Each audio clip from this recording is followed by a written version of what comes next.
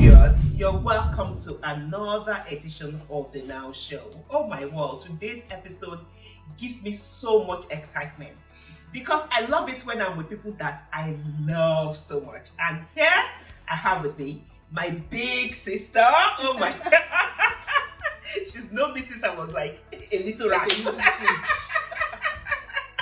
Well, my big sister, Dr. Yetunde Iriah. Big sis, thank you so much for doing this with us today. Thank you so much. Thank you, sis. Thank you.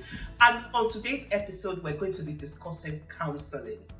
Sis is a licensed counselor and she does counseling amongst many other things. So I will leave the many other things because we'll keep coming back to her. You know, she has given me that open door. So I'm so glad for that, sis. Thank you so much again. God bless you abundantly. So, like I said, today we're talking counseling. And counseling, I know that is one of the things you have such a huge passion for. And a lot of us hear about counseling and we really don't understand it. So I thought to myself, let me talk to Big Sis so that she can break counseling down for us. And anybody who hears counseling from now on can understand and appreciate what counseling is all about. So sis, please, what is counseling? So counseling is essentially a kind of discussion. I won't call it therapy, but in my own words, I would say it's the kind of therapeutic discussion. It is non-directive in the sense that it doesn't give you any it doesn't tell you what to do. Okay. It is quite it opens you up to possibilities. It tells you it's an opportunity to look at what is right. Okay. But at the same time, it gives you your own. It allows you make your own interpretation. So when I say it's non-directive, counseling is not like therapy, where it tells you what to do, how to think, how to feel. It's not a kind of clinical therapy. And I say it's non-directive because it's quite open. There's no one answer because people come to counseling with a variety of issues. But when the person leaves your counseling room, they want to feel a bit more empowered. They want to feel a bit more confident in what they are meant to do. And actually, sometimes when people come for counseling and you just allow them to talk and you listen, just express themselves. Exactly. Empty themselves. Yes, they empty themselves. And before most times, by emptying themselves, just because they have someone to listen, the solution comes out in their discussion. Wow. And sometimes they go away with, actually, I know what to do now. So that's in the general sense. That's counseling, giving someone a platform to listen, to kind of bear their mind. So from what you're saying to me, it actually removes the stigma that most people have. When people hear counseling, immediately what comes to their mind is something negative. Oh, are they saying that I have a problem? That they're talking about counseling. So counseling is not really, it's nothing, it's so positive. Yes, so counseling is very positive. Yes. And actually, counseling is going on in our day-to-day life, whether we like it or not. Because I go to work and I'm sitting with my colleague. We're having a break in the office. Yes. And I'm talking about issues at home, and she's telling me, well, she's had something similar. This is what this is what she did. That's counseling. So counseling is going on in our day-to-day conversations. It's just that we don't actually call it counseling. Now, counseling is non-judgmental. So people come in and they sit down and they just want to just talk. So you're not going to sit down and say, well, that wasn't right or that wasn't right. You give them the opportunity to kind of speak their mind. And the fact that they are speaking to somebody who doesn't know them, doesn't know the person that they had a relationship with or an issue with. Okay. And so that person is non-judgmental, and they know that, that person is not somebody that will go and tell the whole world about their problems, and they have that element of trust. Then they are able to kind of bear their mind. Okay. And the fact that you can talk to somebody and really open up, is therapeutic on its own. Yes. So at what point should I realize that I need counseling? Is it when I start feeling, you just feel a need to talk to somebody? Is that it? Yes. So when you feel lost, when you feel lost, when you're about to make certain decisions, because we said we're going to talk about other types of counseling. Yes. When you're about to make certain decisions and you feel lost and you just feel, I want to talk to somebody. When you feel you're not yourself. And counseling actually doesn't have to do with mental illness. So because a lot of people, when they hear that someone is going for counseling, that's why I said they that. think that someone has yes, mental that there's a illness. stigma about it.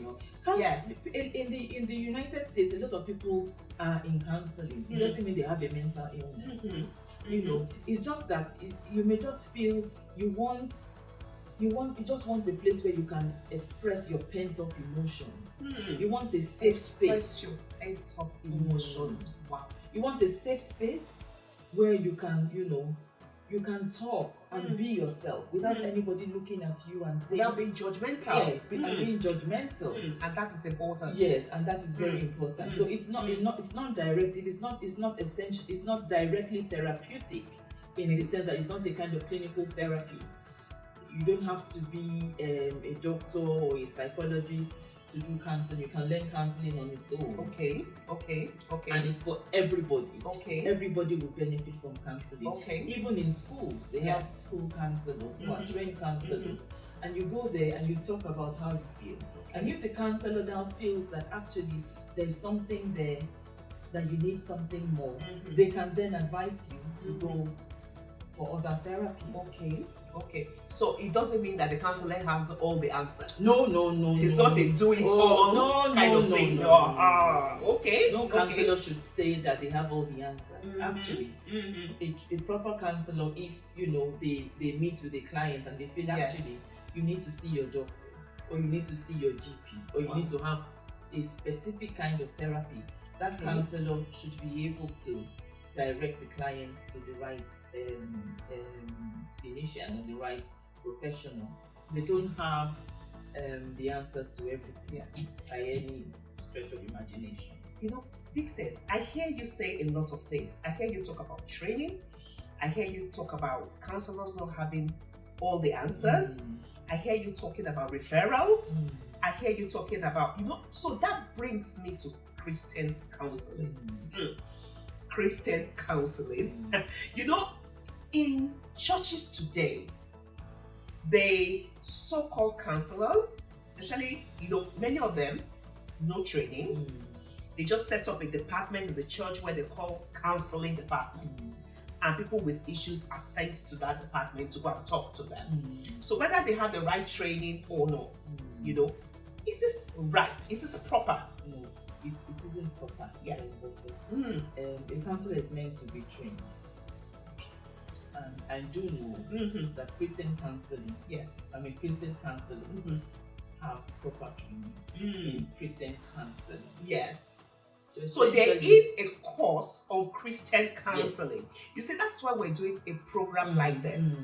So that people who are not aware or people who are running counseling departments without the right training would know that you can't just use people just because they are in the church. You actually need people who you have trained in Christian counseling. And there is a course on Christian counseling which takes care of this. Thank you, Big Sis. Thank you. Essentially, Christian counseling is looking at things from a biblical point of view. Yes. So it's counseling like every other aspect of counseling, but looking at things from a biblical point of view. For example, another thing that we discussed earlier on when you mentioned that the fact that people are going for counseling doesn't promote that there's a mental illness. For example, there's marriage counseling. Yes. a man and a woman who want to get married, they go for marriage counseling. So marriage counseling essentially would be looking at both individuals, their likes, their dislikes, their family situation, who's in the family, whether they have sisters, whether they have brothers, whether they have parents, what their parents are doing, just to see whether there's a form of compatibility between the two. That's number one. And also to see whether there are trigger points along the line. Wow. Where the couple may run into some issues. So those people who are trained marriage counselors, yes, are the ones who would have that experience. Okay. What are the kind of things that one should be looking for? Because the wedding is just one day's event. That's right. The marriage is what is everlasting. And the marriage, the marriage is for life. And we have a lot of elaborate weddings and everything. And I always say that elaborate wedding is for the parents of the couple. But then the marriage is for the couple. That's right. So the marriage counselors are trained in the sense that they have had they have a kind of expert knowledge about the kind of things that couples may struggle with as they go through their and journey what to expect in what to marriage. expect, how to surmount those problems when they face them, and what essentially getting them prepared. They're not going to tell them, obviously, if there's anything that is so important that one would have to have a rethink, then they may imply it or suggest it, but then at the end of the day, it is the couple that makes that decision to go ahead. So the marriage counselor isn't going to tell them you shouldn't get married, but just opens up that discussion so that when you leave the room, you will go home. I will go home as the intending bride to start kind of reflect on what I heard today in the marriage counseling session, and I need to see, speak to myself and see, actually, am I ready to go through with this? If I marry this man and this problem comes about, how am I going to handle it? Am I the kind of person that will be strong enough to manage the in-laws I have, to manage my mother-in-law with the difficulty, the issues that were discussed today in counseling? What do I do? And those are issues that come up in marriage counseling. Yes. Wow. So that's marriage counseling. It's so interesting that we've gone into marriage counseling. For me, I am of the opinion that marriage counseling shouldn't be just before the marriage and they leave the couple after the wedding, as it were. The wedding, I always say, is the dash. The marathon is the marriage itself. So the marriage is a marathon. So I believe that marriage counseling should be an ongoing thing. Yes. Because you cannot discuss all the issues in those 3 days before exactly. the wedding. Or even if you attended for months, there's some issues that would come up. Yes. And you need to know how to deal with them. Especially having somebody that you can bounce it off. And very often, I don't do marriage counseling. Yes. But I know I have colleagues that do marriage counseling. Yes. And a lot of times, particularly in the church, they do this counseling very close to the wedding. Exactly. They bought the wedding dress, they bought the wedding ring, they know when the wedding is going to be. So, to be honest with you, at that point in time, even if your wedding is 3 months away, you've pretty much crossed that line in the sand. Because what happens if you don't find out that I don't think I want to go ahead with this? So you then begin to count the cost. Yes. But I paid so much. I've made my job. I've done this. I've done that. So actually, marriage counseling should start a long time before people even decide whether they are. That's true. And it's so sad because if you do talk to people who have had issues in their marriages, they always say that they actually saw a sign just before the marriage. Definitely. But at that point, it was difficult to not back out. Exactly. So the thing is that the signs are always there. the signs are always there. Sometimes we close our eyes. Yes. And Yes. we pretend not to see. Yes. And there's a very wrong notion. I know we're not talking about marriage counseling. Yes. There's a very, very, very wrong notion that when you marry, if I marry this man, he will change. Or if I marry that woman, she will change.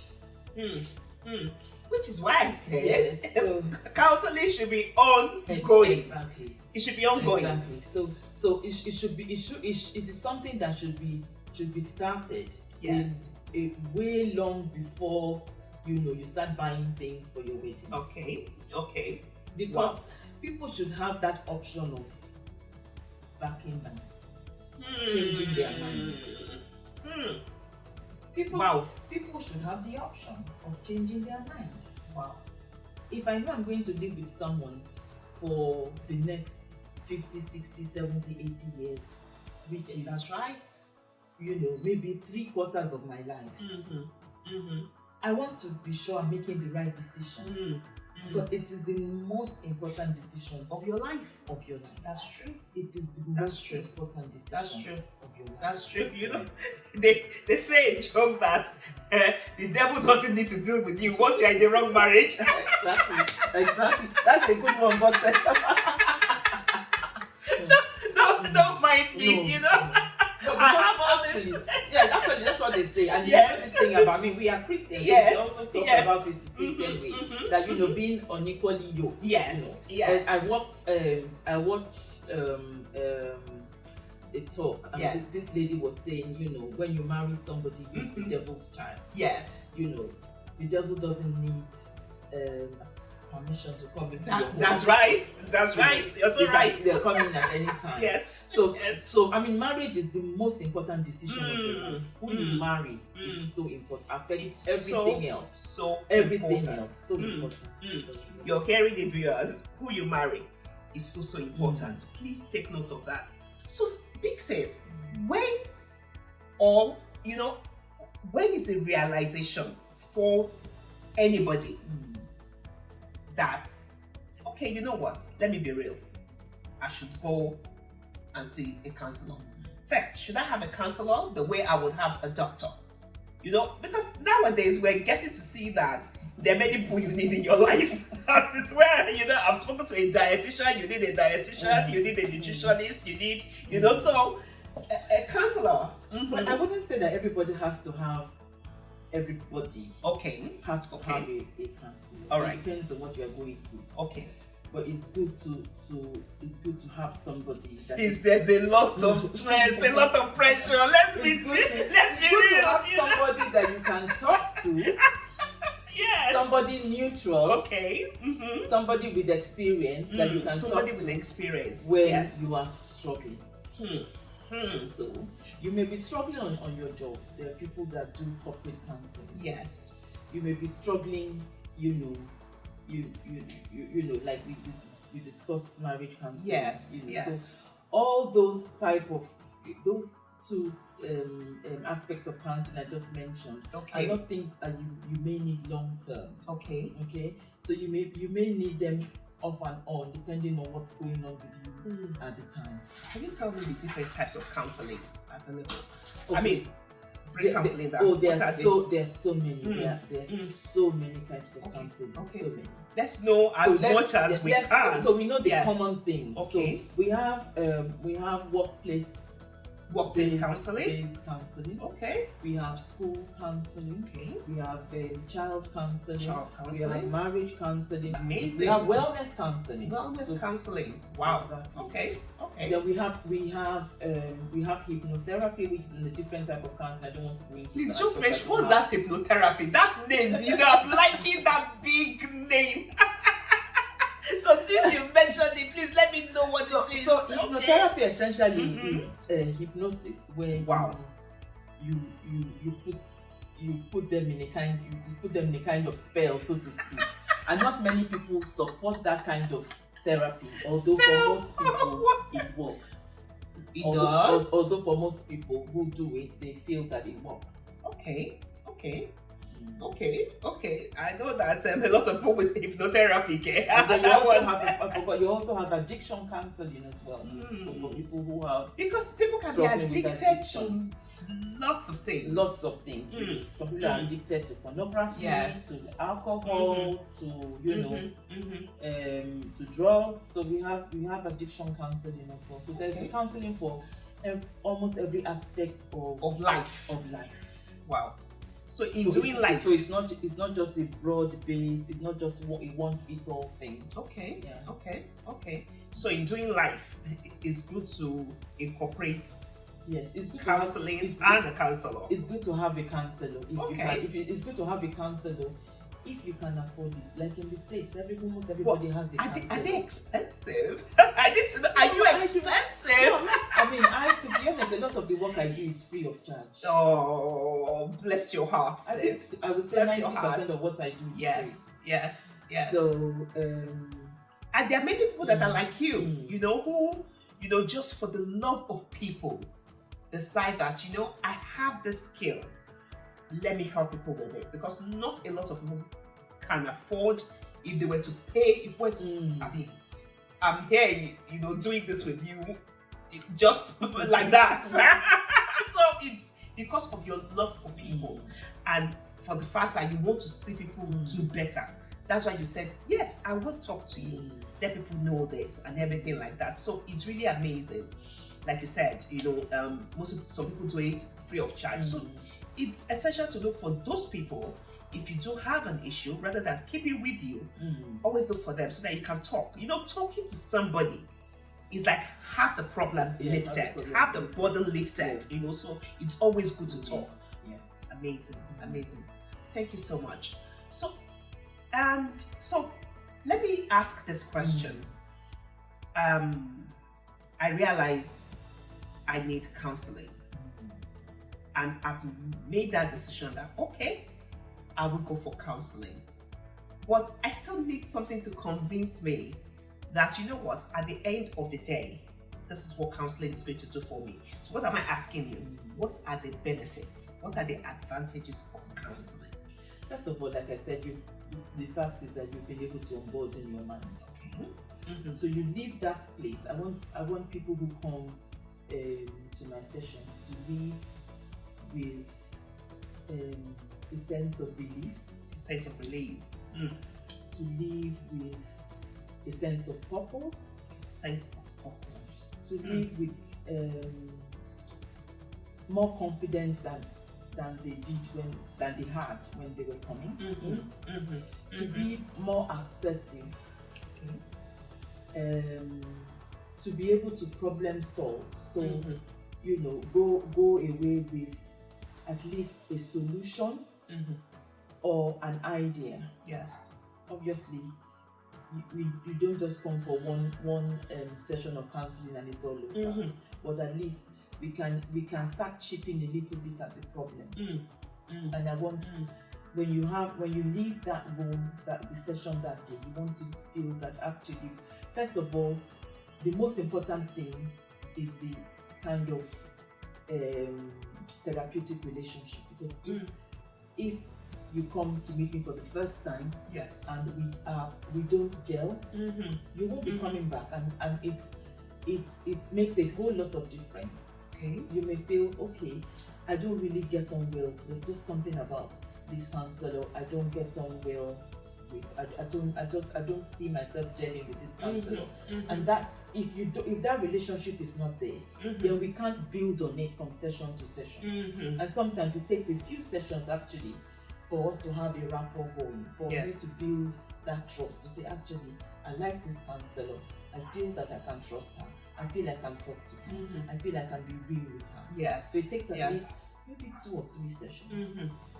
But at least the first time you want to come and actually see the person face to face and start to talk. And you may not, most people won't talk the first day. They may kind of skim around the surface. And my role is just to sit down and listen, not to be trying to grab the information out of them. I'm not interrogating them. Yes. You understand what I'm not an investigator. I'm not the police. So I'm not trying to drag that information out of them. Okay. I'm just there to sit and just listen. And when they are ready. When you were talking, you said you can be real with.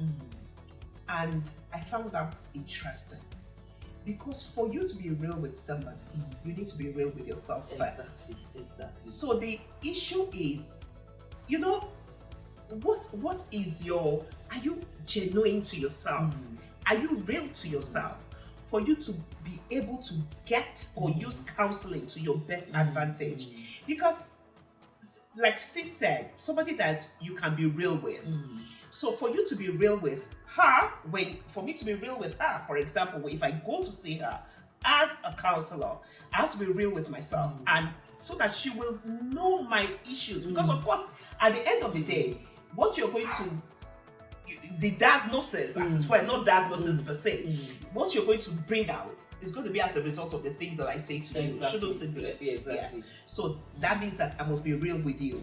I don't want to come and sit with a counselor and be telling the counselor stories that are not real. Yes. So at the end of the day, you go away with something unreal as well. So it's important. The content of our counseling is very important, meaning that we have to be real with ourselves so that we can be real with our counselors, and our counselors can now give us the real solutions to our problems. Wow, amazing. Big sis, I want to thank you once again for doing this with us. You cannot know the benefit or how much inspiration this would be to a lot of people out there. So I can't but thank you for taking out time of your busy schedule, very busy schedule, Like I said, I didn't want to say all the things Big Sis does. She's a counselor, she's a medical doctor, she's a consultant, and guess what? She makes dresses from the scratch, I'm telling you. And the designs are absolutely wow, I said to her that I need to come arrange her wardrobe. Big Sis, once again, thank you so much. There's something we do on the N.O.W show. We always say the last word, which is maybe a one-liner, two-liners, something that you want to leave our viewers with. That even if, they don't remember the entire length of this conversation, something that they will always remember. So what will your takeout be? Your last word, Sis. My takeaway today would be to tell everyone out there that there's only one you. Make it the best you. There's only one you. Make it the best you. Until we come your way again on the N.O.W show. This is myself, your regular hostess, Abosede Osho, and my lovely and beautiful big sis, Dr. Yetunde Iriah, signing off. God bless you. The best you.